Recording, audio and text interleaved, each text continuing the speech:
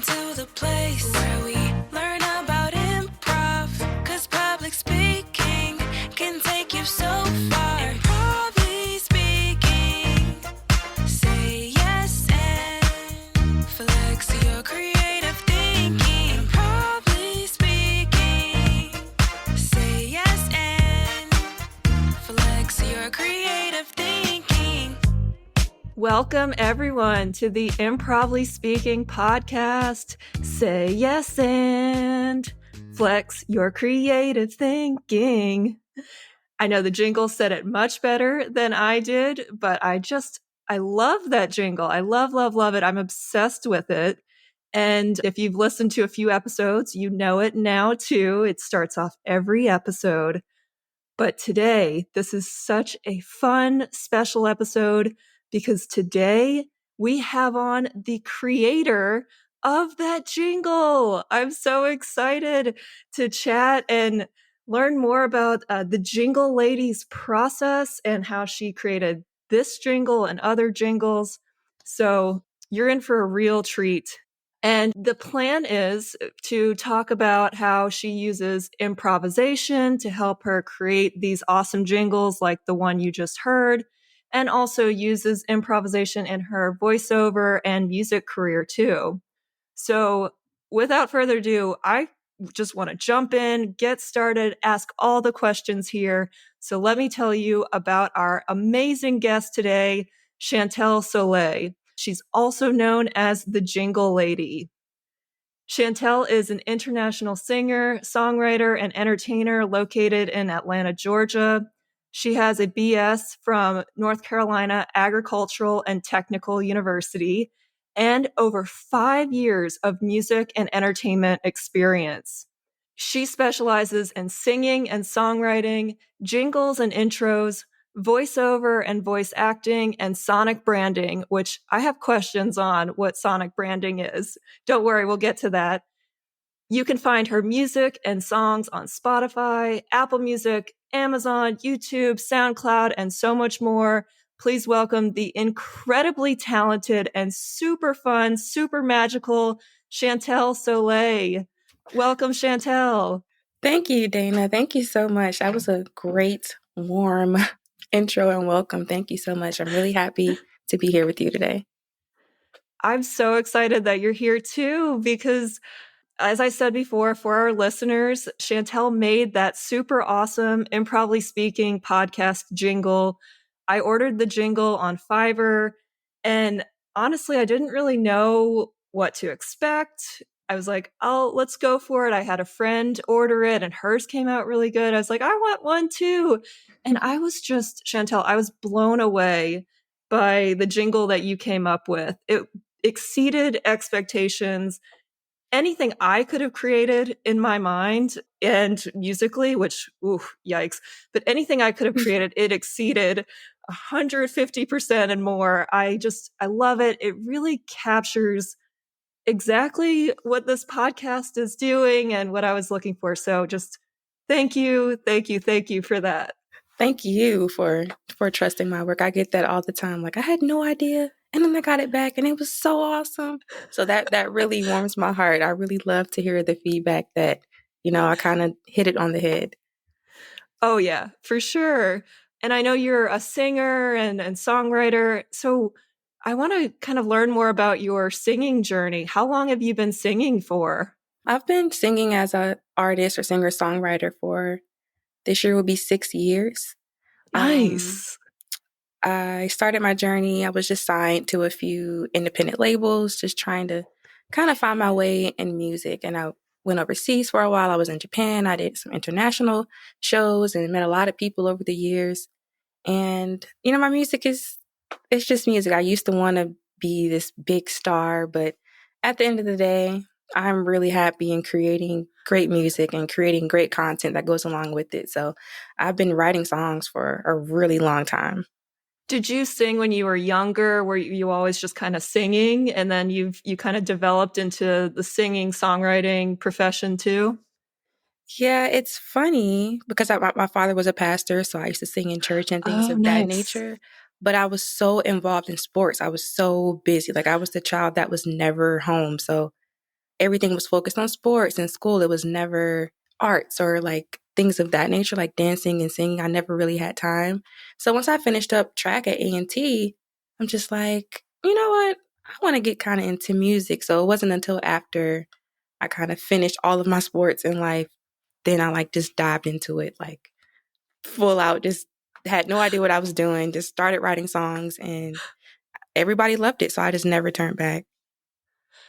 That's amazing. I can relate to the sports thing because I did sports when I was younger, would have 2 and 3 practices a night for different Yes. things. And not all the time, but just a good bit of time, it's just different things I was into. So I can relate to just not having time in the arts but I didn't even try. Like, here's the thing. I was like, I have no musical talent. I have no artistic talent. And then it didn't come naturally to me like sports did. So I just thought, oh, I'm not good at this. I'm never going to try. So that's really cool to hear that you really tapped into your artistic side once the sports were kind of finished. What did you run in track? Just curious. I did jumps, hurdles, and multis. So I did like the pentathlon, heptathlon, hurdles, triple jump, high jump. I did everything. Man, nice. All around. Yeah, for sure. You have to be all around athlete to do those kind of, Yes. yeah, that's awesome.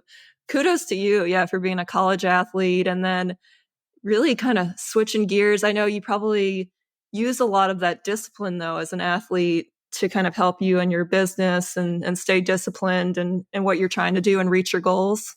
Yes, 100%. Yeah. Sometimes because I was very competitive, like even my high school, we were like top in the nation. So, and I'm the only girl, so I've always been overly competitive, overly have to be better, have to do better. And that's always good. But sometimes in business, you kind of have to give yourself that leeway. So it's definitely, I had to learn that balance of like not making it so much like a sport. Like, have fun with it. Oh, Have fun yeah. with your business because that sports mindset sometimes will have you like, oh my gosh, oh no. It's just, so yeah, it's a blessing and a curse. I'd say that. I can 100% relate to that too, because I'm very impatient. And I think with sports, you kind of see the wins and losses and like where you need to improve. But with the business, I mean, it's a marathon. Like, when you're in season and training for sports, there's always there's an end. There's an end to the season and then you get a rest. Hopefully, if you're not overtraining, you get a rest and a break. But I've had to learn how to rest properly Yes. in this business too. Yes, 100%. Like I'm not a machine. I'm also not 21 anymore. Right. That too. So I need time.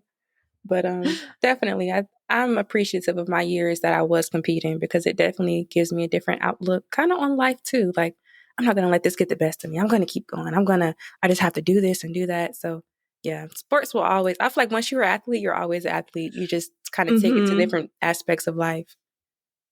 Oh yeah, it gives you a good foundation. I know we talked before this. You said you were coming from the gym, like you have a good foundation of physical activity and keeping your body healthy. I mean, I didn't play in college, but that foundation that it's given me, I think, is a win in itself that like I have this love of physical activity and well-being now because of it. Yeah, 100%. Well, and I didn't have you on to talk sports, but I love the sports connection there. And okay, so you started singing about 6 years ago, or like kind of tapping into your artistic side. So when did you discover that you had this talent for jingle writing specifically? I really didn't realize that until a year ago, like literally Yeah. a year ago. I moved down to Atlanta and I was like, you know what? Me doing music was so different. I always felt frustrated because everybody wanted to be famous and fame doesn't equate to money and wealth. I wanted to be wealthy. I wanted to use my voice to have a life, have a career off of that. I didn't want to just do a show and do this and sign to a label. I didn't want that at all. So when I moved down here, I had no idea what I was going to do. I just said, I'm going to do entertainment. And I was working at this temp job and I told my fiance, I think a commercial came on and I said, I can write songs about everything. I write songs for people. I write songs about literally anything under the sun. I can write you a whole song. I can definitely write a song about a business. And he's like, you think so? I'm like, yeah. So I literally contacted 5 of my friends. It was a real estate agent. A guy had a podcast. My mom has a tutoring. I just contacted 5 people and I did 5 free jingles just to see if I could do it. And they came out amazing. And then from there, I just did research on what is this? Like, what did I just make? What did I just create? Who buys these things? So it was just kind of like a domino effect. And funny thing is, when I was younger, when they first, because, they didn't always have self-checkout, as we know, the Walmart lady, I used to sit there and mimic her.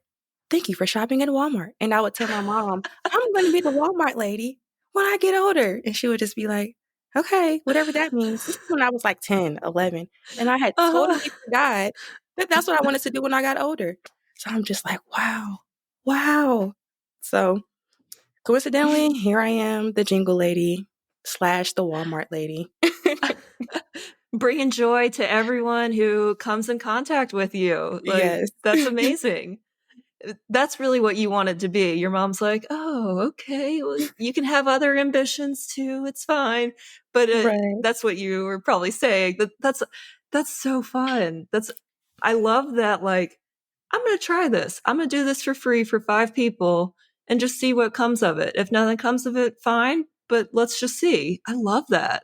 Yeah, it's a beautiful story. And So then 5 people, it worked out for those 5. So you just kept doing the research and then establishing the jingle business from there, the Jingle Lady business. yes, correct. That's what I did. Fantastic. So kind of a question for you here. Like when I was making my podcast, I didn't even think about a jingle. Like it really wasn't on my radar. The big thing was podcast cover art, which I ended up doing myself. Eventually I will get a professional to make my podcast cover art. I mean, I know other podcasts that have jingles. They all sound really great. It just felt very inaccessible to me. Like I had to Mhm. know someone to create it. They always made it seem like on the podcast, at least the ones I listened to, that like a friend did it or something, or like someone they knew did it. And I was like, well, I don't know anyone who does jingles or music. Like that's just out of my reach kind Mhm. of thing. But then my friend Susan got a jingle from you for her podcast called the Hocast. And Mhm. I loved it. She sent it to me and I listened to it on repeat. I was like, this is the coolest thing ever. Like I texted her like, would you be okay if I get one too? She's like, of course, like please get one for your podcast.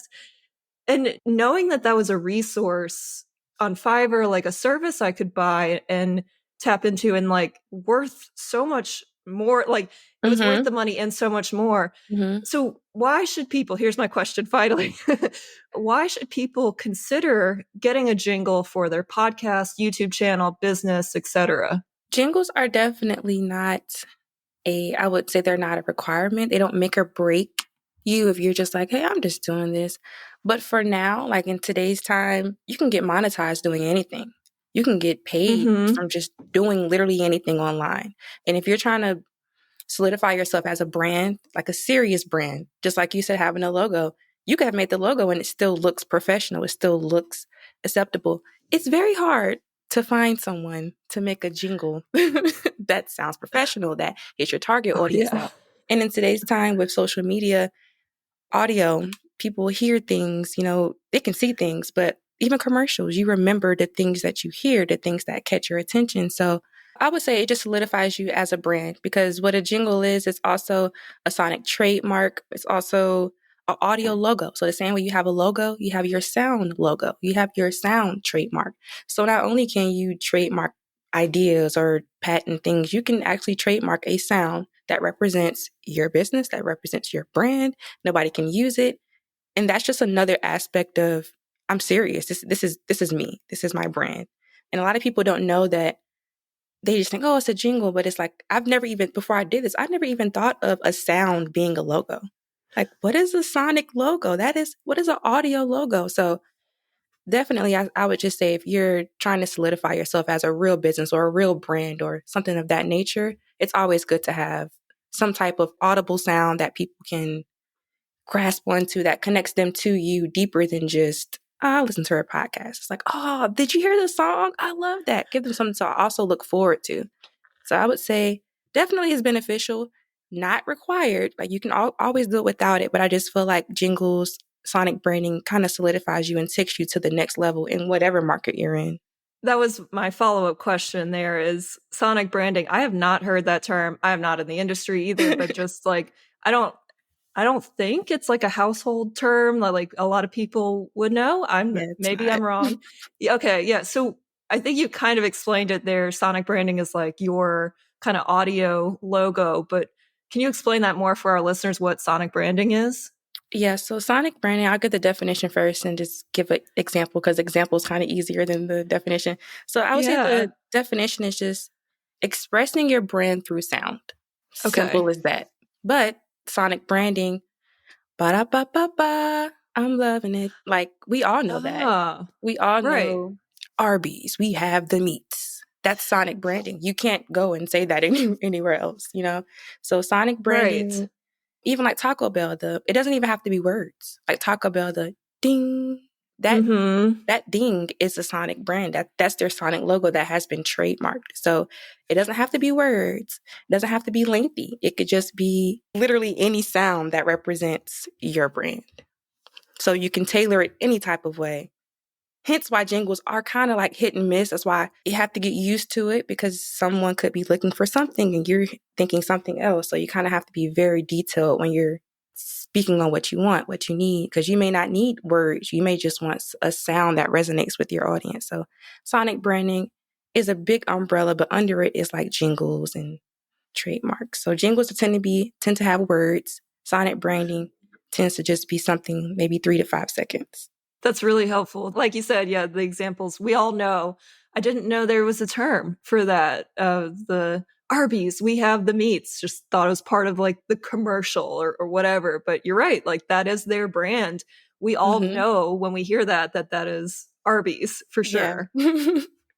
And Taco Bell, like that sound. And then people hear that and might be conditioned to go, oh, I want Taco Bell now. Mm-hmm. Like if they're really into the Taco Bell and the late night eating, like they might hear it and go, oh, I got to go get Taco Bell now. Yes. It's crazy what sounds can condition us to do and remember.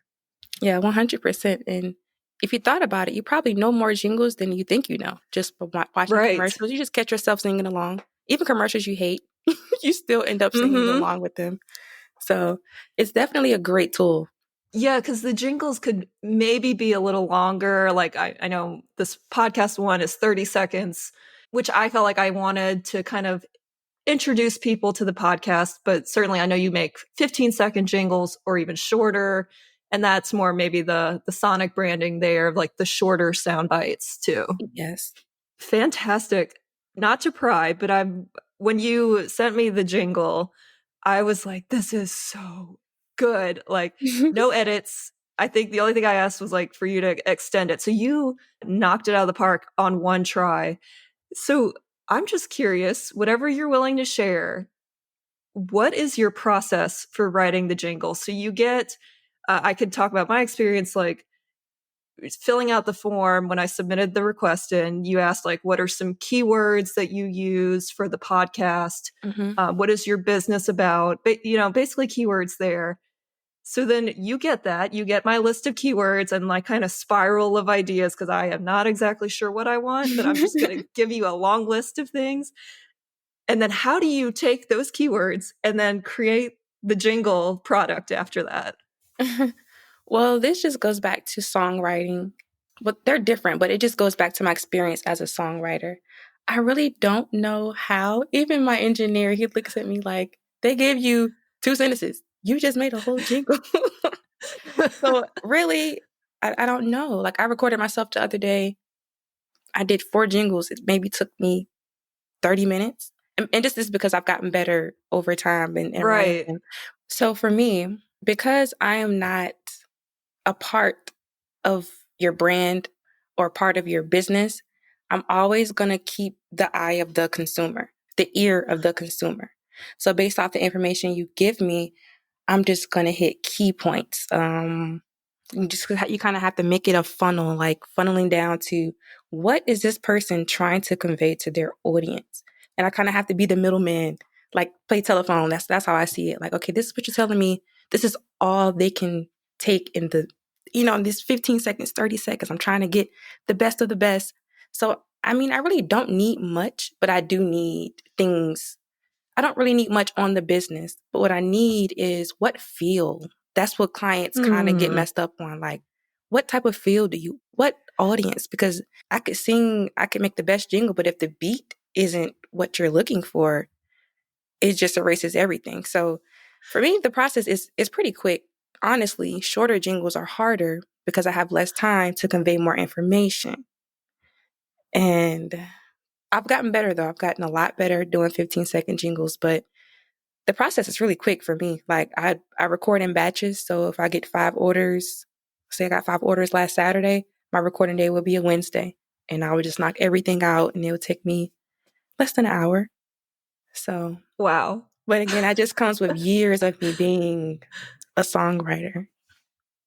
I'm so impressed that like 5 orders and you get done in less than an hour. I'm just thinking of mine.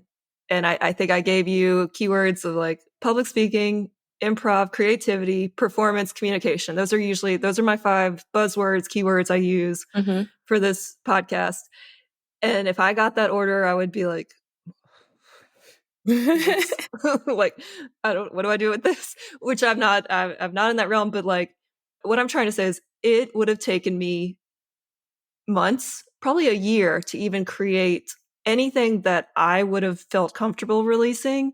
So to have you do the service is so worth it. Like trust the professional to do it because you'll get it done quickly. You'll do it so well and you'll come up with something that probably we couldn't come up with on our own.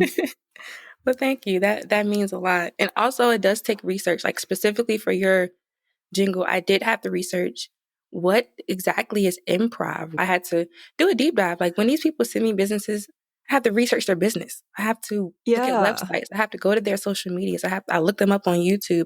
I do a whole lot before I just start writing because I need to know everything about you that I could possibly know. And people send me podcasts all the time and I go and I listen to everything before I start writing because you have to research the product. You have to research the brand before I can start writing. So I research one day, write the next day, record the next day.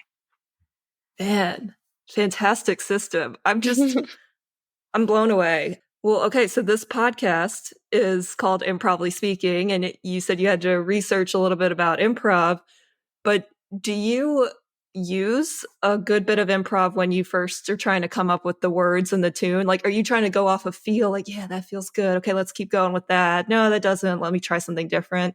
Definitely improv. Yes. Improv is the name of the game. Sometimes I'll come into the recording studio with maybe 3 words written down, but I know how I want it to sound. And I just get in front of the mic and I just think about me being a consumer and it just comes out. Like improv is just there. But for me, I always have to pick the beat first. I have an idea of what I want to say, but if I don't have the right beat, I won't start writing. So that's my first step into first I have to pick the beat so I can get the feel and get an idea of how this is going to feel. So when I'm singing, like you said, I can sing with energy or I can sing with calmness, depending on what you want. Or if it's a children's thing, I could sing, like a child. But for me, I just have to find the beat first. Then sometimes I don't write, but improv is definitely a major, major part of it. Okay, I love that because I remember that was one of the questions too. Like, what kind of beat are you looking for? Kind of upbeat, indie, R&B, rap, like kind of what tune you're thinking of. So I'm sure that helps. But then for the people like me who spiral and spin their wheels, I was like, well, I don't know. I want indie and upbeat and happy. Like, I think I selected like 4 different things. So I mean, certainly that narrows it, but also it gives you like a lot of options to work with too. Yeah, when I say the more information, the better, but when picking a beat, it is really important because you may want the type of beat may be different from the feel of like, how do you want this to feel? How do you want the beat to be? You can want it to be hip hop, but you could want a nostalgic feel. You could want a relaxed feel. So it's still hip hop, but it's slower. It's like your friend, she wanted upbeat, and she wanted it to be hip hop, and she wanted the feel to be dancey, and she wanted it. So then I just write something that I would think would be good in a club or something. So it's just, yeah. Which it was. I'll put in the show notes both. I'll put Susan's Hocast jingle on there because it's just so good. It's so fun too, and it just matches like mwah, chef's kiss, like so spot on. It was so good. And that's cool to hear your process. So like you need a beat first, like find the beat first, and then kind of let the words come, or just start like riffing a little bit with the words and see what comes up from there. Definitely.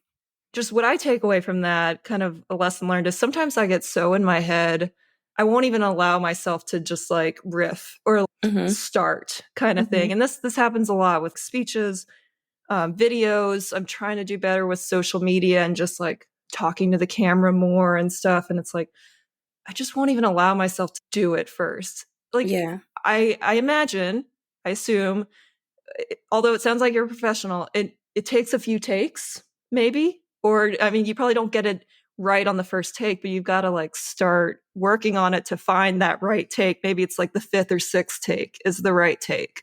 Yes, there are definitely times. I think last week I wrote the whole jingle. I sang the whole jingle, top to bottom. I look at my engineer. I said, I hate this. I hate this jingle. He's like, yeah, it's not that strong. So we just had to, we took out the few clips that we like, and we had to start from scratch, and we had to rearrange. So, and when you're being a creative, even being a content creator, even being a podcast, you have to allow yourself to be. I know a lot of times, because of the time we're in with social media, and it looks so perfect, but trust me, behind the scenes, it's not perfect, and it takes time. Like when I go back and listen to my first jingles, oh my gosh, I cringe so bad. I'm like, I mean, these are okay, but my jingles now are so much better than that. So I definitely had to give myself, I'm still learning. Like we're all still learning. I don't know everything there is about jingles and voiceovers. Even with my voiceovers, I'm still trying to learn my voice. I'm still trying to learn how to enunciate, get past my speech impediments. So I guess it's being an artist, being on stage in front of people. You kind of just have a sense of, I really don't care. Like, this is what you're going to get until I get better. I mean, that's spot on. That's what I've been dealing with, kind of just in trying to grow more in this field and in my speaking career. And as a recovering perfectionist, I sometimes I cringe at that term, but like, no, I mean, I agree. I've never heard that term, but I identify as that. A recovering perfectionist. Yeah. Maybe it's our sports background too, like, because you either win or you lose. Like, right, there's no in you've got to between. be on it. Yeah. There are moral victories, although some coaches don't like moral victories, but like, you win or you lose, and you usually win by not being perfect, but being better than everyone else, basically. Yeah. I think about that a lot too. And that's part of, I know I don't know how much you know about improv, but yes and, have you heard of that with improvisation? I was researching yes and it came up everywhere, but I really didn't get a clear definition on it. Even today, I was looking it up, and I'm like, I still don't get it. I'm going to have to ask her. So yes and is when you're in a scene with 2 people or more, you're saying yes to the reality that's being created amongst the group. So if the group is we're at work. We're at work and we're typing on the computers. You're saying yes to that. So if you came in and you were like, honey, I'm home, well, then you didn't say yes to the reality that we're creating at work. Now we've got to like figure out how someone's thinking that they're coming home and that's at work. It gets weird. But it makes it easier if we say yes to the reality and everyone pretends like they're workers in that business. And is when we add to it. So yes, we're all at work. And crap, the reports are due at 5:00. And we haven't worked on them at all for months. And my computer is now busted. And it doesn't always have to be a horrible situation where we're panicking. I'm kind of going down that rabbit hole, but like that's yes and allows the scene to keep going and to be sustainable. And so when you say yes and in life, this can definitely apply to life. I know for me, when I get in my head and I go, oh, I should start a business, a side speaking business. I'm not ready for that. I'm not experienced enough. Who's going to want to listen to me? Mhm. No, that won't work. I'm not ready. No, I'll have to go back to school. No, I don't have the money. I don't have the time. So I start saying no, but to myself and like, no, but I'm not ready. So yes, and would look more like, I want to start a business. Yes. And I can call it Improvely Speaking. Yes. And I'll have a website. Yes. And I'll start a podcast. Some of the ideas might not fit eventually, but like I'll figure it out as I go along. But if I say no, the business never gets started. Yeah, it's just like a dead stop. No, it's like a hard stop. I like that. Wow. Yeah. So the yes and really spans from just the scene work to life, and just saying yes and to allowing yourself to sit in your studio that's actually behind you. When we're recording this, I can see your little studio behind you. Like sit in your studio and record a jingle. You can decide later that you don't like it, but you have to like allow yourself to just sit there and try first. Yeah, definitely. Wow. Say yes and I like that. I love the flex your creative thing, and I always like flex my muscles at that part. I love that. Well, so just thinking about yes and, it sounds like with the recording you kind of say yes and to that. How else do you say yes and to your business and even in your life? I would say just like starting the whole jingle business. Like next month will literally be a year. Woo, congrats. And thank you. And I'm like, yes, I'm a singer-songwriter. But the and was always, like I said, I can make money out of this. So I'm like, well, I've never written a jingle.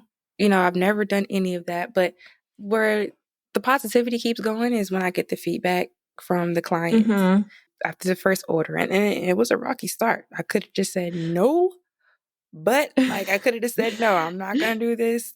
It was a really rough start. But once I started being open to sounding a little weird, to maybe this sounds off to me, but this is what they want. So even as an entrepreneur, like you have to constantly give yourself that room. You can never stunt your own growth by saying no. So I always try to have that mindset. Yes, I'm a novice.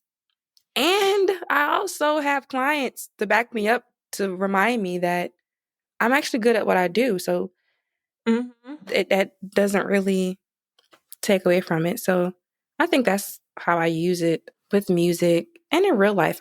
I tend to be a glass half full type of person. So nice. Yeah. Now that I know what yes and means, it's like, wow, I've been living like this. Yeah, for the past you've been year. saying yes and a bunch for sure. I'm sure going to Tokyo, I mean, that's a huge yes and there. Like that's a big risk. I'm sure like a huge growth opportunity that you said yes and to, and you learned and grew from. Yeah, definitely. Even with being a singer-songwriter, like my mind was just focused on, I can only be an artist. I can only do this. But it's like, no, yes, you're an artist and you can use your gifts to, build wealth or build a financial future. So definitely that's how I use it. That's awesome. I'm smiling ear to ear for you, because I love that you're using your vocal talents. It's spreading amongst all these businesses too. It's like the reach of it is huge. And while songs certainly get out there, I mean, there's a lot of reach in music as well, but just like the potential of reach that you have in this business is so cool. Yes, like I can definitely say I've gotten more satisfaction doing this for 1 year than I've gotten out of the past 5 years as a singer-songwriter. Because as an artist, you don't really get that direct feedback. Like, hey, this is really good. I really appreciate you creating this random song for the world. When you're doing something to help partner with someone's business, help to build their vision, it's like, wow, like, you kind of feel appreciated in a way that you wouldn't get appreciated from just being an artist. So it's been very good for my mental, very good for my self-esteem. So it's just been really good. That's fantastic. I love all that. So I started my business it became official as an LLC in July. And I will say I've had fun with it, but it's also been kind of anxiety Yes. inducing just because I want to do all the things and I want it to move quickly and I'm very impatient. And just, I do get the satisfaction when I give workshops and presentations and I can tell that the topic resonated with people.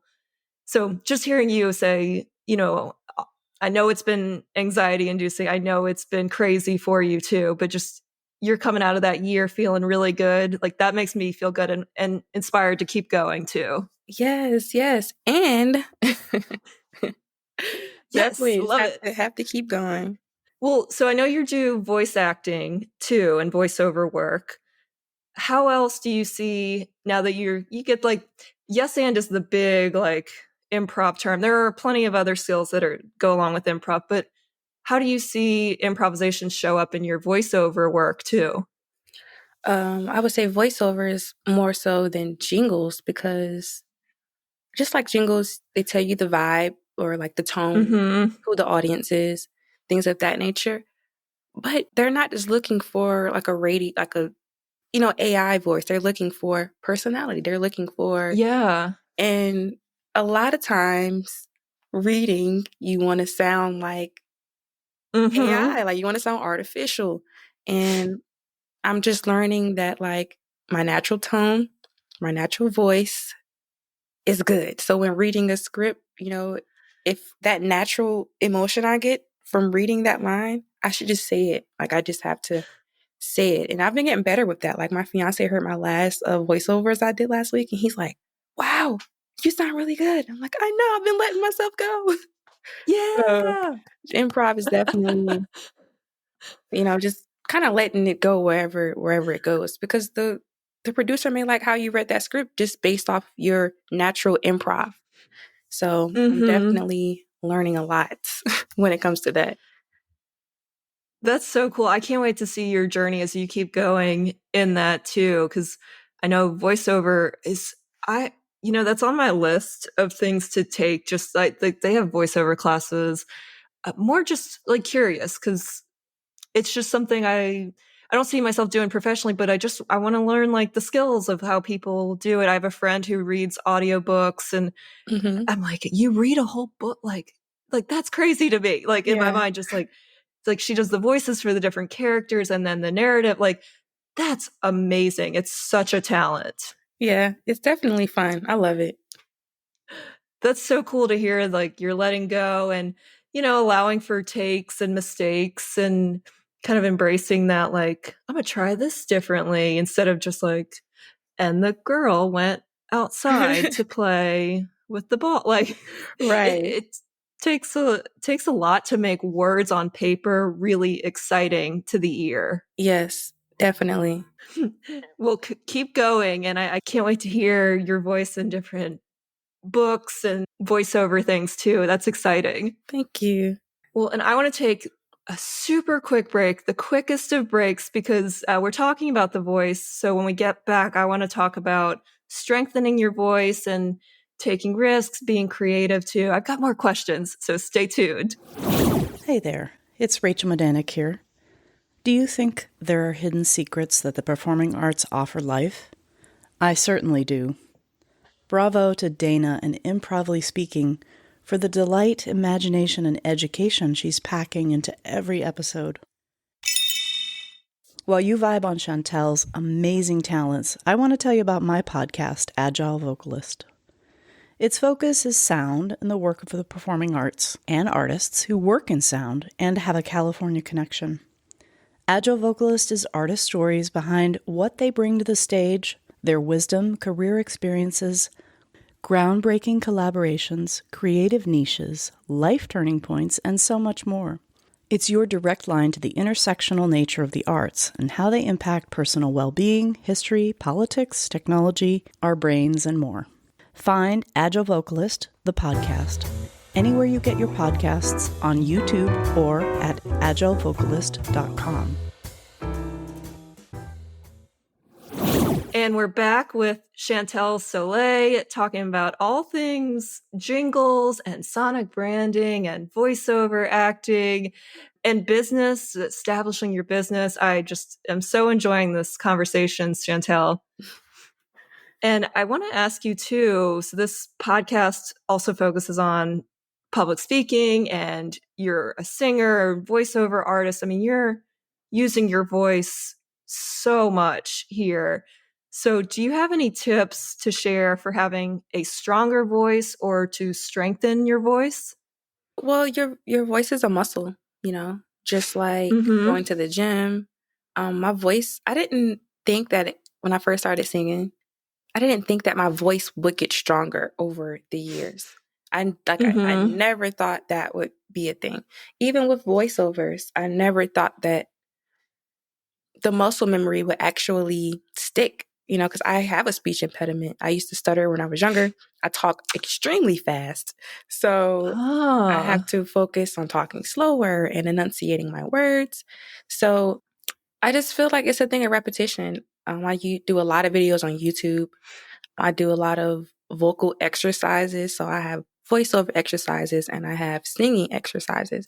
And as long as you do those things consistently, it's no specific order or video. Literally just go on YouTube and find vocal exercises.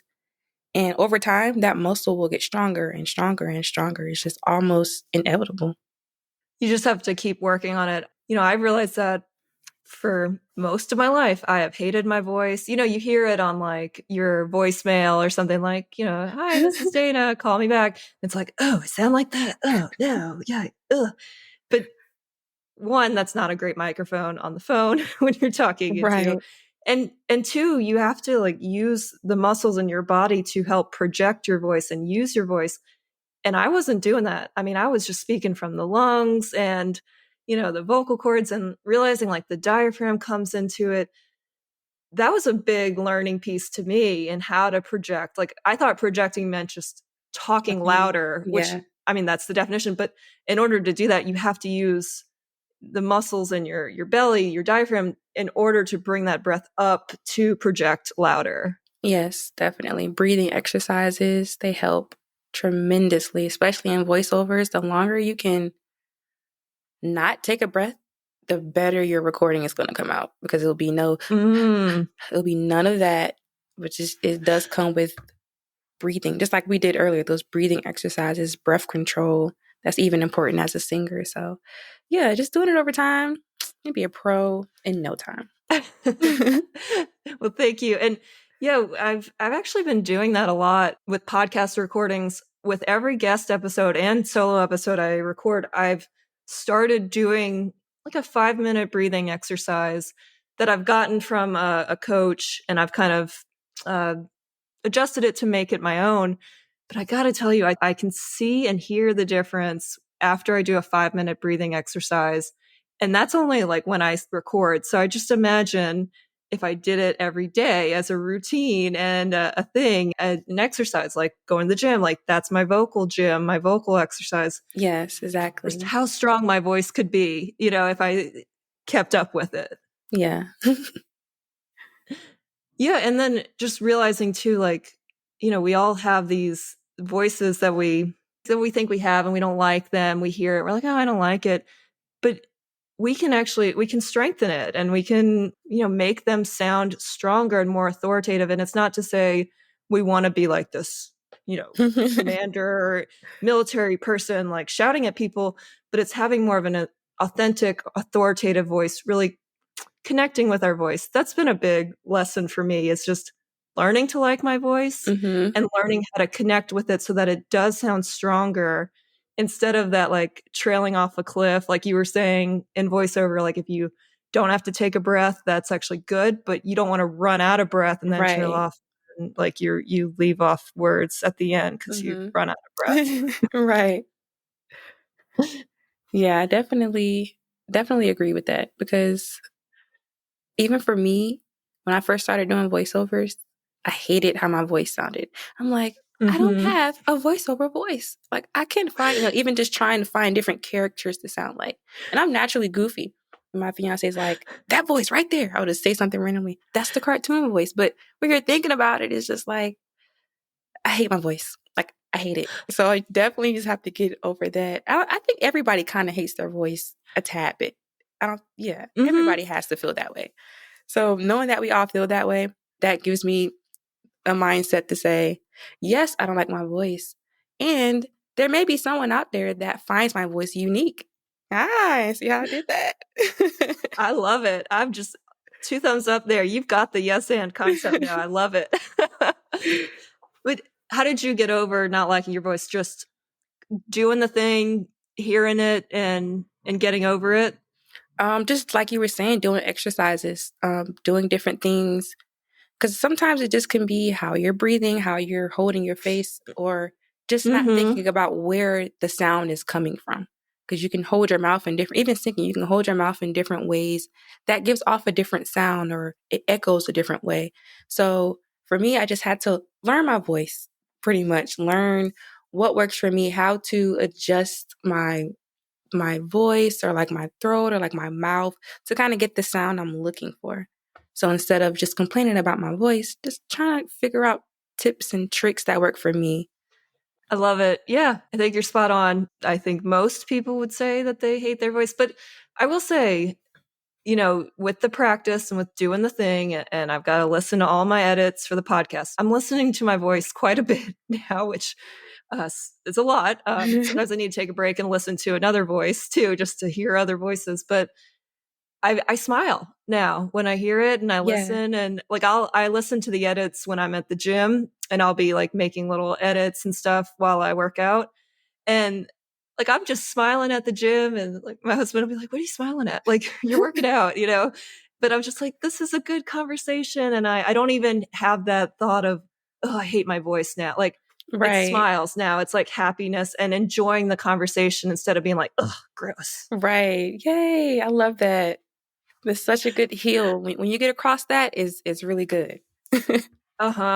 For sure. Yeah. So I'm past that part, and then now I got to conquer the next thing and the next thing. Right. But it's always we can something. Do it. It's always something to improve on, right? Even when you think you've at your peak, it's still like, I can still tweak that up. Yep. Yep. And you just got to keep going and saying yes. And so you use your voice a lot, right? You're constantly talking, you're singing, you're doing voiceover acting. Your voice is your livelihood now, basically. Do you have any tips for taking care of your voice too? Do you do warm-up exercises? Like, how do you best take care of your voice in a setting like this? I try my best not to record cold. Like I said, I really try to do warm-ups before. I have like different teas, like throat coat or ginger and lemon or turmeric. Like I have a lot of different teas that I drink just to soothe the muscles and everything like that. If I know I have something coming up, I try not to talk as much. I'm more quiet. I tend to be more quiet. But I have noticed, like, in this year doing business, I got sick because one time I got really sick, and I was sick for like a week and a half. Like it was bad. And I was like, I would get in the studio. I was nasally. It was so much mucus. I was stopped up. And I'm like, wow, I really have to take care of my voice, or else I will not make money. I mean, that is your livelihood now. So it's like a real eye opener. Like, wow, I have to take care of my voice. So since then, it's been like, no, we're doing exercises. We're drinking tea. We're making sure that we're warming up, just like I would at the gym, get on the treadmill before I actually go to work out, so I don't strain my voice or anything like that. Some specific exercises. Do you have anything? I know when we were doing our breathing exercise before this, you started doing some like mouth opening exercises, just kind of getting the mouth real wide and being able to let that air flow, let the lips relax. Anything specific for our listeners in their, public speaking, or when they're out singing or talking in front of people, doing improv in front of people, some good warm-up exercises to do? I like to, I wouldn't call it, stretch my jaw, I guess I will. I just like you saw me, I just like to. Yeah. Because a lot of times, even with singing, I'll be singing, but like my face won't be moving. Only my lips will be moving, like as if I have a mask on or something. So I try to picture myself taking that mask off and moving every part of my face to help me get out what I'm trying to say.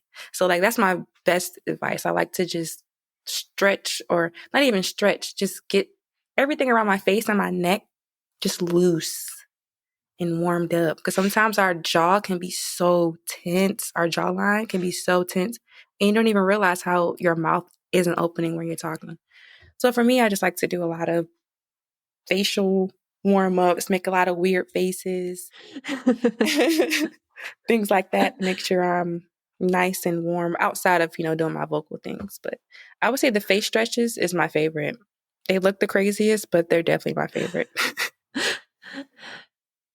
I love what you said about not going into the studio cold and really doing the warm-ups. How long is your warm-up routine if you had to time it or if you had to guess?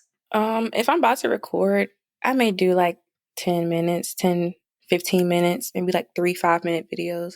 If it's just like a day where I'm like, okay, this is my day where I'm just doing exercises, I don't have anything to record, it may be like an hour, only because I'm not singing anymore that day. That's just my exercise for the day. But warm-ups, I usually just try to keep it like 10 to 15 minutes, unless it's like, all right, we're doing a full voice workout today. I love that. I didn't even think about doing a voice workout when I don't have stuff. That's such a good Or point. That's a good reading out tip. loud. Reading out loud is really good. I recently just started doing that, like reading out loud, different voices, different tones. You get to hear yourself. It's like, I haven't read out loud since I was like younger. So when I started like doing it, I'm like, oh my gosh, I need to change how I say this and how I say that. So I like that too. Reading out loud is like one of my favorite things. Yeah. So when you've got your business side and then, you get a day off or there's just like a little lull in the action, you're working it out. You're working that muscle to get better so that when you have it more orders and stuff, you're ready. That voice is strong. That's really cool. I like that. I like the jaw exercises too. And I'm better now with the virtual presentations because you're at home and then you can log on. So you have some time. If I schedule it right, I've got some time to be with myself. Mm-hmm. It's when I'm in person that like I get really excited and I'm talking to people and then it's like, oh, you're on stage or here's your speech. And I don't do the exercises as well. Mm-hmm. And I can tell the difference when I don't do them in person. So I've started trying to take time where I'm away from myself or away from others and I can just breathe for a second and then go into the room where I'm presenting or something. I've recognized the need to do that. Yes, definitely. And that's how I am. Like if I don't do that before shows, like when I have to perform in front of people, I will find myself stuttering so bad, like trying to interact with the crowd. And I'm just like, come on, guys. And it's like, it's because I have so many thoughts. I didn't take the time to, before I actually got on stage to perform. So now I'm trying to perform and talk to the crowd and all the words are just getting jumbled. So yeah, that time before in person, I need that myself because these thoughts be all over the place. Well, and this is a good reminder too for me. So this is a risk I'm taking, a quote unquote risk. It's not really that big of a deal, but in my head, it's like the scariest thing ever. I signed up for a musical improv class. Wow. And that starts at the end of January. So by the time this comes out, I've probably already been doing it and I'll probably talk about it too at some point. But I'm so scared. I'm not a singer. I have never really sung in front of people. My Toastmasters group will say I sing silly stuff, like I'll change up words and stuff, but I've never like sung in front of people kind of thing. Mm-hmm. So this is a big risk. This is a big deal for me. But hearing us talk about exercises and the importance of warming up, I'm sure the instructor will talk about that too, I imagine. And musical improv is not just singing the whole time. You like sing a little song and then you stop and you talk and you do a scene and then you start another song. It's kind of, it's like a musical.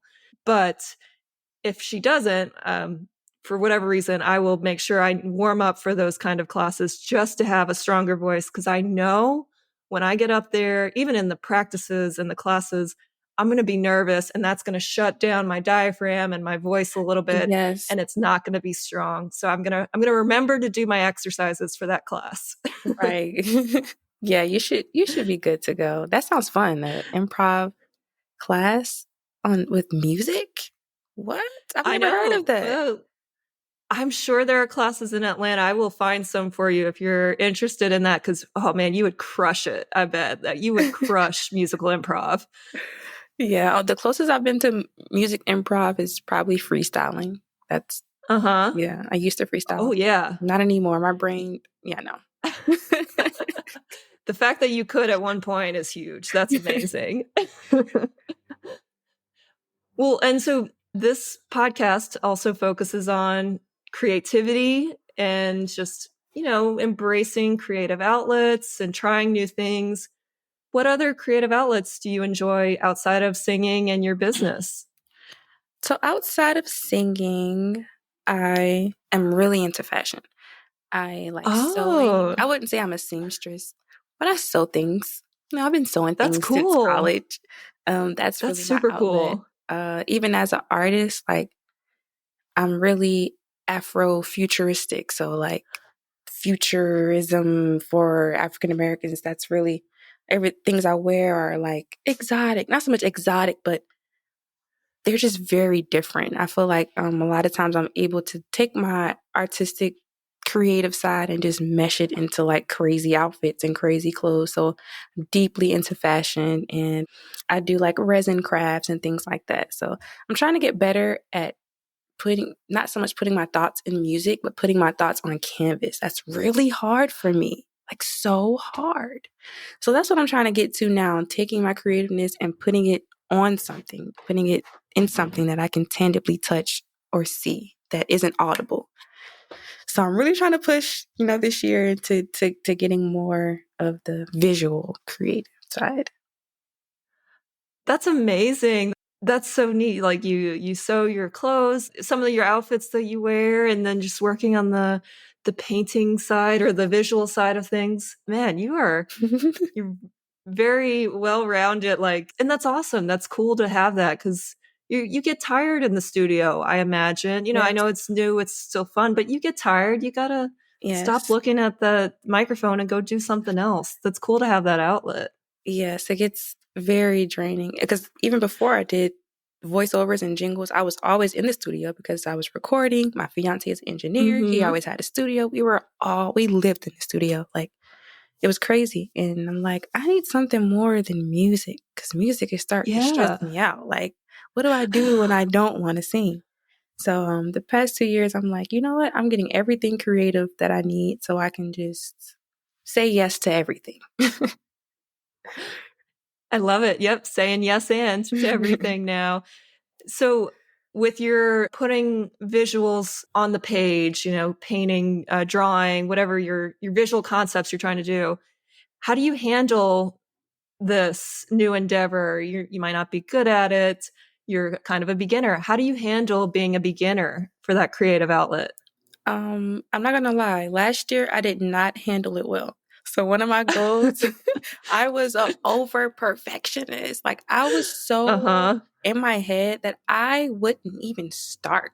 Like, I would have all of my tools, and I would just be looking at the canvas. Like, it's so many things in my head, but I want it to be perfect.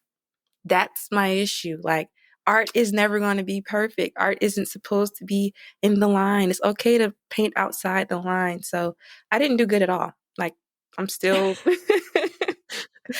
pushing myself to say, hey, you can buy another canvas. You can buy more paint. You can buy more everything. Like, just put something on the paper. So I'm still there. I'm still working on that. Hey, thanks for being honest, because we're all there. We're all there at some point, at some part of our journey. Like, we're all there, and it's recognized. It's being aware of it too. Just be a beginner. Like, I don't know why do I have these high expectations to like create this masterpiece? Right. Like, I've never done I don't know how. Exactly. I have no experience in this. Why do I think it's supposed to be a Picasso? I don't know. I don't know either. I'm sure there's like some big psychology around it, but just, I think we definitely are on the same level of like perfectionism, and, I'm working on it. You just gotta like keep doing the thing and pushing past that perfectionism and just starting. Yes. Because once you start, it usually will flow after that if you don't get in your way. Mm-hmm. Yeah. Well, I want to check in throughout the year too and see how your painting's going. Please feel free to share on social media and stuff. Hey, I painted this thing. It's not the greatest, but I painted it. Like I did this thing. That's definitely, I have a page called Nostalgia Highway that's dedicated to all of my creative arts. So I'm like, I have to post on this page this year, okay? So I'm going to be posting and updating the world.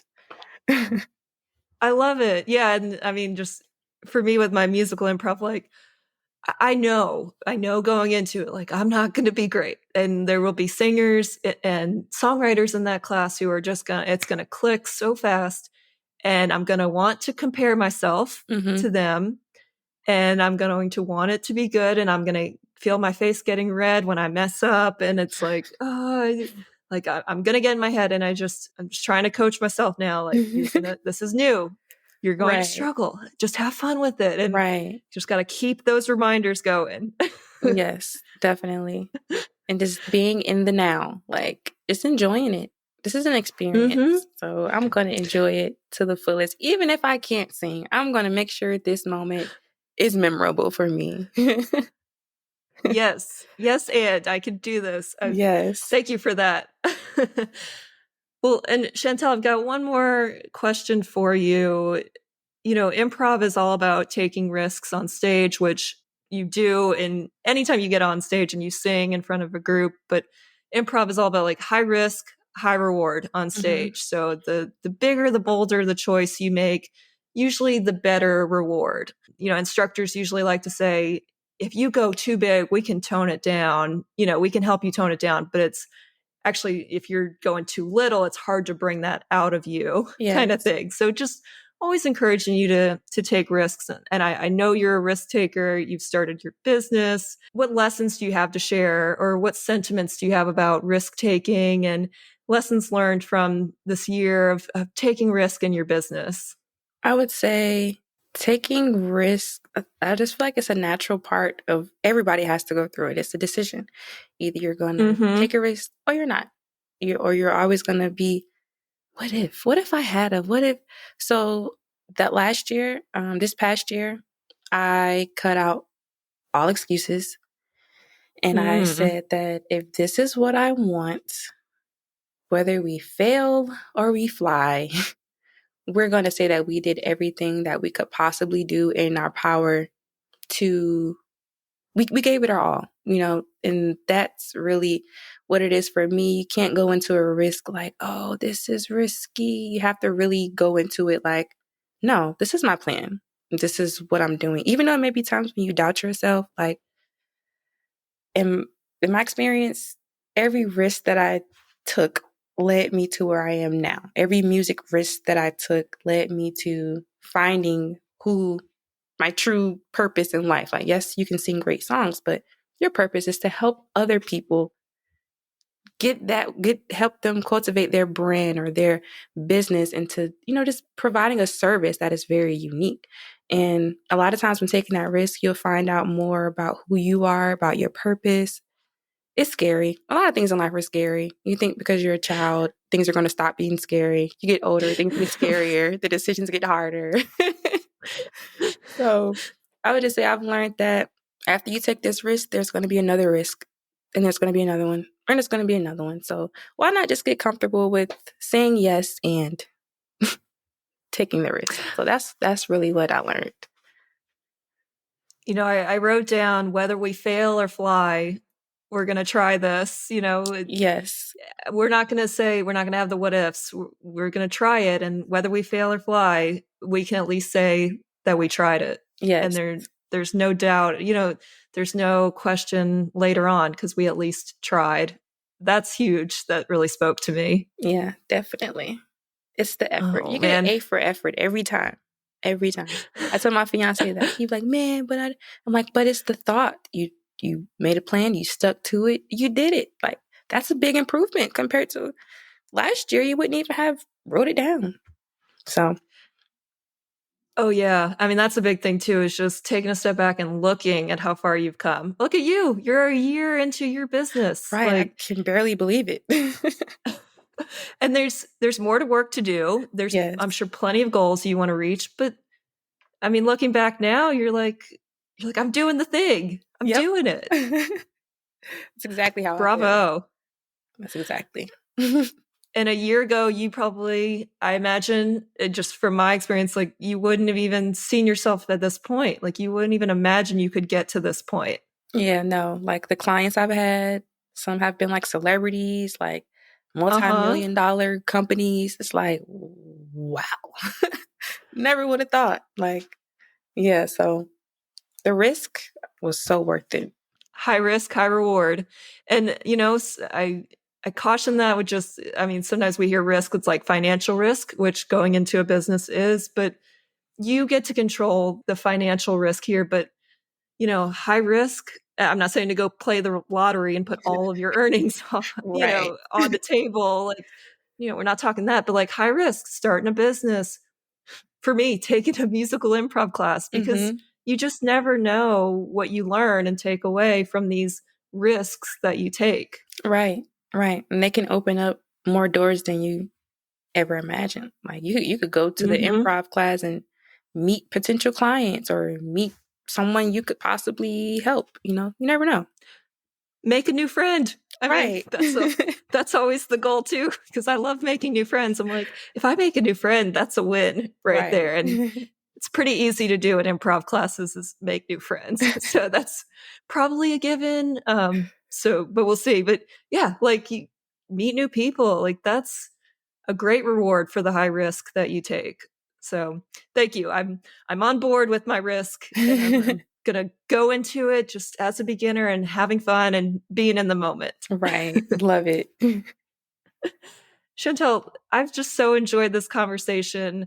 I love hearing about how your improv, you might not have even thought of it before, but now you can kind of see how improv fits in with your business and your process. It's really cool to talk to you about that and just learn your journey too. It's awesome. Thank you. I definitely enjoyed this conversation thoroughly. Yeah, I'm just glad that to get from here, from Fiverr to here, it's beautiful. I'm really grateful. It really means the world to me, more than you know. Same. Yeah, it's so cool to make this connection. I'm in your corner cheering you on, just hoping and knowing your business is going to soar and fly. So just keep doing the thing. I'm so excited for you. And anytime I have a jingle or a sonic branding or something I need, like I'm trying, like, what else can I brand here? Like I'm coming to you for 100%. Like you're my go-to audio visual person now. Oh, thank you so much. That makes me happy. Yeah. And so for our listeners who are listening and they've got something like a YouTube channel, a podcast, a business, something that they can audio brand, sonic brand, or have a jingle for, where can they find out more about you?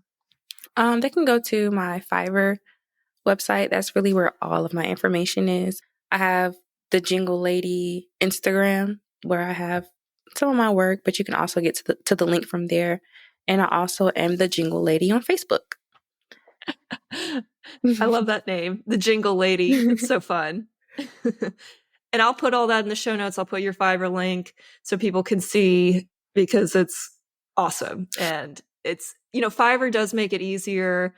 I imagine, I don't know, eventually if you'll branch out from Fiverr, but I know Fiverr probably makes it easy to streamline the orders and stuff right now. Yeah, my goal is to this year kind of funnel all my clients to my own website, just trying to find a safe way to do it with people making payments, if they need cancellations, things like that. So just kind of doing the back, the ugly work.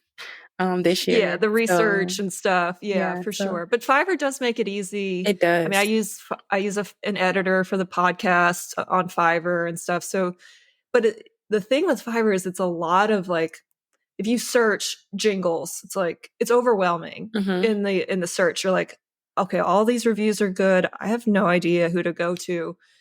So having a friend do it and then recommend, like, word of mouth is huge. And I will 110, 150, 200% recommend you for your services. I did put a recommendation or testimonial on there. Yeah, like word of mouth really helps the business too. Yes, and I really appreciate it.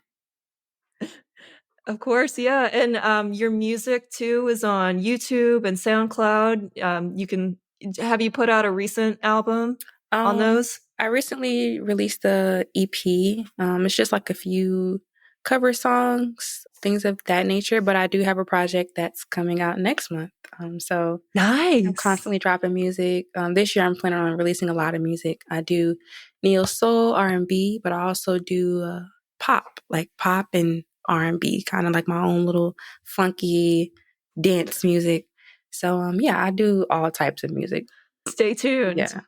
Yeah, I can't wait. Chantel, I know you're so busy. I know you have to save your voice too and voiceover and jingles. So I just appreciate you giving an hour plus of your time, of your voice to us. I enjoyed the conversation. It's really cool to hear, and just it's a good reminder of just keep going. Just keep doing the thing, keep pushing. Not even pushing. You don't have to force it. Just keep allowing yourself to grow, and you just never know what comes of it. But if you say no, then it stops. Yep. It just can't say no. Thank you so much, Chantel. Eternally grateful and look forward to seeing all that you do in your business. Thank you, Dana. I really enjoyed this time with you. And I'll look forward to speaking with you in the future because, yeah, I like you, Dana. I like you too. And I like that too. We're very new in our businesses. I'm in the first year. You're in your second year now. So yeah, let's chat again when we're like 3 or 4 years in our business and we're like pros and we're like, oh yeah, remember that? Look how far we've come. So Right. we'll schedule a time. We'll talk again for sure and recap on how good it's been going. Awesome. Sounds good. And thank you for listening to today's episode. I'm so grateful that you've joined us today, and honestly grateful for Shantel for just coming on and being her beautiful, amazing self. I love how she said at one point when we were talking about her business, and she was like, it's a beautiful story. And I'm thinking, this was a beautiful episode because she's just so much fun and she's taking so many risks and doing all these creative things. I love it. I love that energy, and I had so much fun chatting with her. Now, we recorded this episode in January, and I'm releasing it now in October or fall 2023. And I gotta tell you, I don't know why it has taken me 9 months to release this episode. I have others too that I've recorded in January that I've either released a few months ago, still kind of in the fall time, or I'm about to release. And I don't know why it's taken me this long because they're all good episodes, especially this one. Like, it's a great episode. I don't know why I've been hanging on to it. I jokingly call it pod mom guilt because it's like, I record all these episodes and then they're sitting in the vault for so long, and it's like bothers me because I'm holding on to them and not sharing them with you. And you know what I think it is I'm still figuring out this process, and listening to this episode and getting it ready and prepared.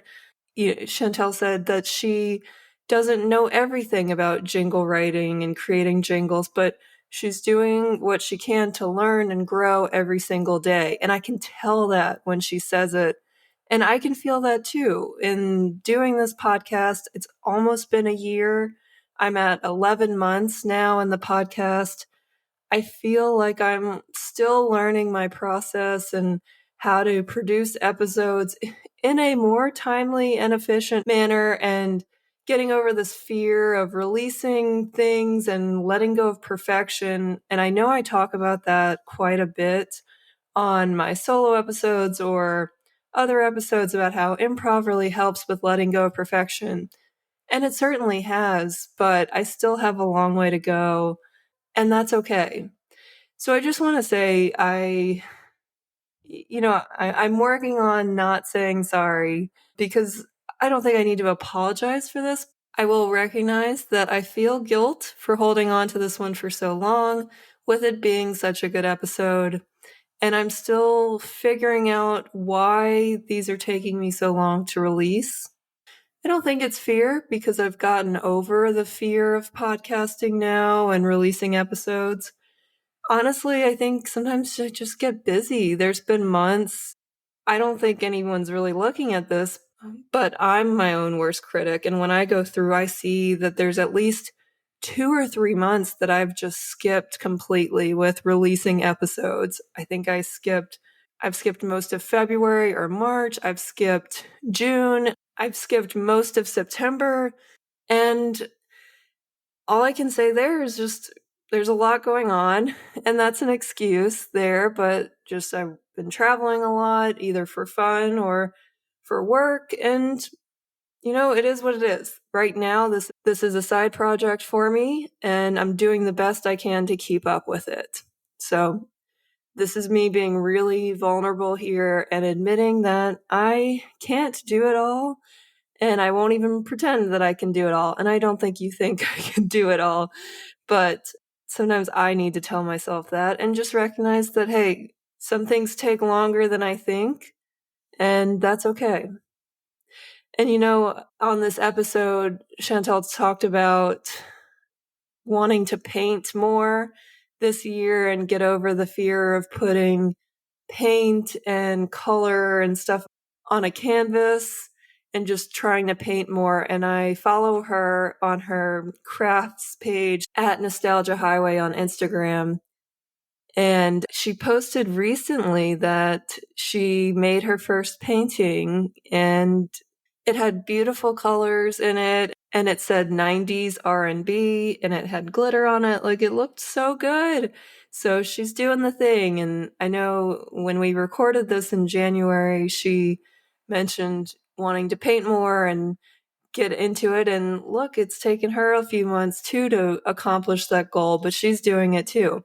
And she's extremely busy managing her own business and creating jingles for businesses and also releasing albums and stuff. And I'll put all of it in the show notes, but it's just amazing. So sometimes I think we just expect so much out of ourselves.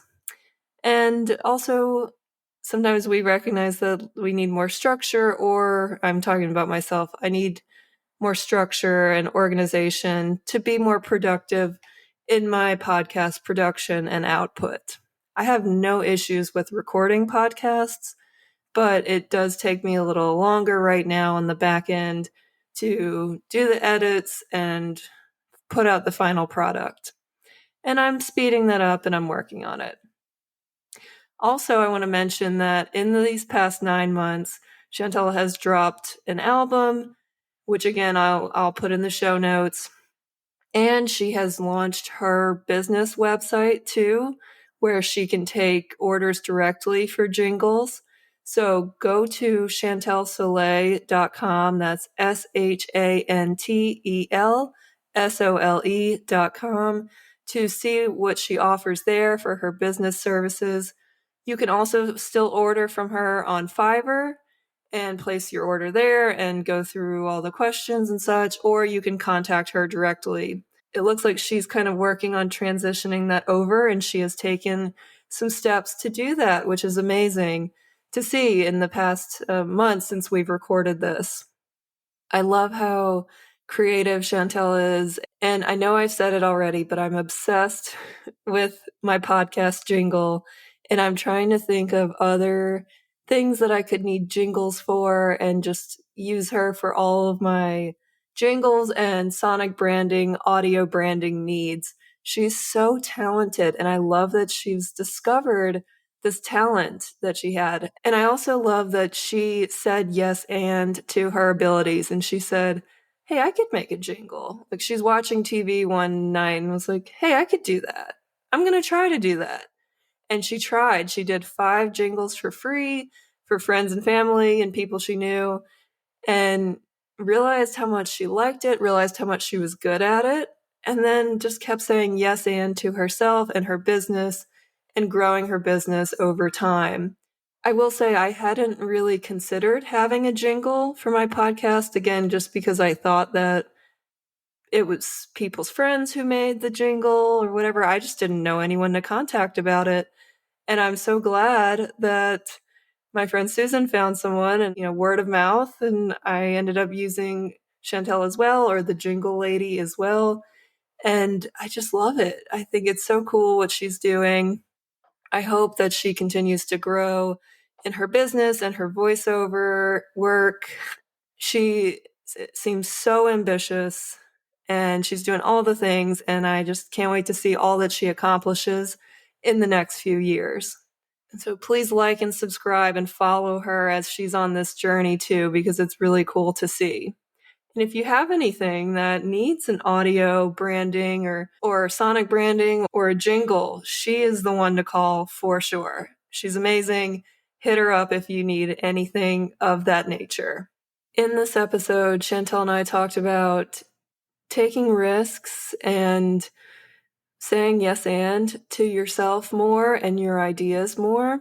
Now, I want to throw it over to you and ask you, what's a big risk, quote unquote risk, that you've been taking recently? And in this podcast, and really what I see a risk, quote unquote risk, is anything that puts you outside your comfort zone. So it could be any kind of creative outlet, painting, drawing, singing, using your voice creatively, public speaking, storytelling, stand-up. It could be writing. It can be anything that feels kind of scary and takes a bit of courage to do. And even though the fear is there, you have to have the courage to still do it. So what's something that you have been pushing past the fear and having courage to do the risk? And then I want to encourage you to celebrate yourself and celebrate all the good things that have come from taking this risk and all the things you've learned from it. And if you're sitting there going, I don't think I've been taking a risk. I really haven't gone outside my comfort zone lately and I can feel it and I want to. Well, here's your chance to identify what's something that you want to do creatively. What's a risk that you're willing to take or willing to try out? And lean into that fear, see what is causing that fear, and still try to do it anyway. And just see what comes up. Listen, it can be the smallest of stakes. I will say in this episode, I shared that I was taking a musical improv class. So we recorded before I had taken my first musical improv class. And now 9 months later, I can say that I've taken 3 musical improv classes now, and I'm on a musical improv team. We have a team name now. It's called Singing in the Range, finally, and we did our first show last month, and that was my first show that my team produced and created. I've been in shows before that were class shows and that our team performed in someone else's show and invited our team to perform, but I've never had my team host a show before. So that was really cool to be a part of. And I can say now from, hearing me say that in January till now in October, that taking that risk of trying musical improv was so worth it. Oh my God, so worth it. I'm obsessed with it. I love it. I want to take more classes. I want to get better at it. I'm having so much fun. And I think it's opened up this side of me that's always kind of been there. I've always loved musicals and I've loved singing to myself. And I've really just kind of allowed myself to try something new and learn from it. And I'll do an episode at some point on my lessons learned from musical improv that relate to public speaking, because there are a lot of applications there that can transfer to public speaking in general. And I don't know, I've learned a lot there. I've become very confident now as a speaker and improviser because I can do a regular scene or a speech and I don't have to sing. Oh, that's so much easier. Take out the singing part and I'm fine. That's easy. And then adding in the singing part too now isn't as scary as it used to be in January. I do trust myself more. I trust my brain more to make rhyming connections and have some fun with it. I've got a long way to go. This whole journey of musical improv has been an absolute blast. And that was a risk. So Again, just encouraging you either to celebrate yourself taking a risk and how can you keep going in that, or identifying what you want to take a risk in and how can you start.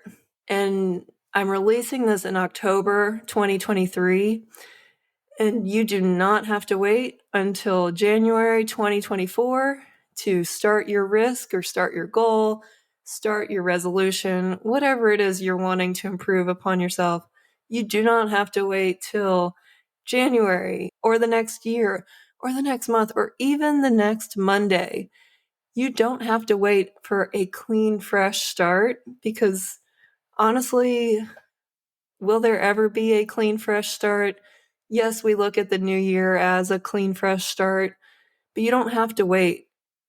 Choose your risk or choose your creative outlet now while the momentum's there and let it carry you. Let that momentum and that motivation carry you to actually do the thing you want to do.